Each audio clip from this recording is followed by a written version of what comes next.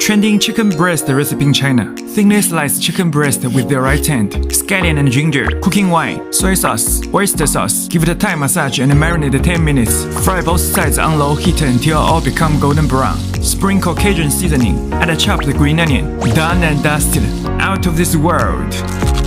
Chili lime chicken wings. First, you're going to get your chicken wings in a mixing bowl and then add these ingredients: olive oil, lime juice, garlic, cilantro, salt, chili powder, pepper, Spanish smoked paprika, and scallions.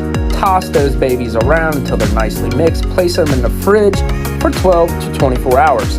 The next day, you're going to get your sword skewers out and you're going to skewer all the drums with the drums and all the flats with the flats.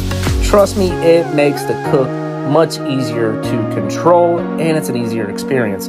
Get your coals down, set it up for 375, place those babies on, and then halfway go ahead and give them a spin, removing them at 150 degrees and finishing off over direct heat for about 1.5 minutes per side for a nice crispy char. These babies are absolutely money. The full recipe is on my website. The link is in the bio, and I hope you guys try these out.